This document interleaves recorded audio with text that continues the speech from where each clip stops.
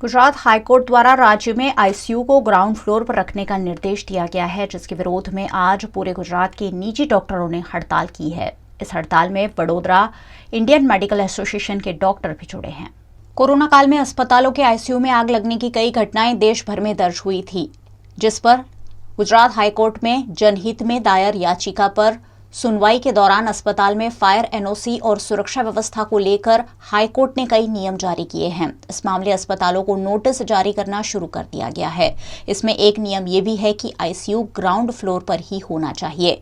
लगातार बैठकों के बाद भी कोई उचित निर्णय नहीं आने पर इंडियन मेडिकल एसोसिएशन के डॉक्टरों ने आज पूरे गुजरात राज्य में हड़ताल कर दी है। ओपीडी और इमरजेंसी सेवाएं डॉक्टरों ने आज बंद रखकर गुजरात हाईकोर्ट के इस निर्णय का विरोध किया है। गुजरात के सभी निजी अस्पतालों में 40,000 से ज्यादा डॉक्टरों ने आज हड़ताल कर दी है, जिसमें वडोदरा इंडियन मेडिकल एसोसिएशन से जुड़े डॉक्टर भी शामिल हुए हैं।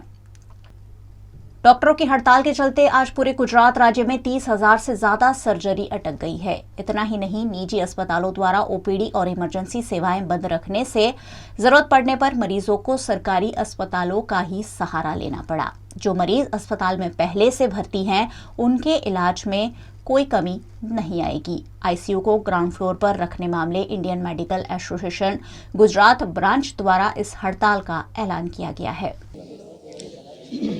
माननीय हाईकोर्ट ने 30 जून को एक डिसीजन दिया, जिसमें उन्होंने बोला था कि आईसीयू ग्राउंड फ्लोर पे होना चाहिए अभी, और आईसीयू में ग्लास फसाद नहीं होने चाहिए। जो ये डिसीजन लिया था, वो डिसीजन के अगेंस्ट में हमने ये मूवमेंट चालू किया है।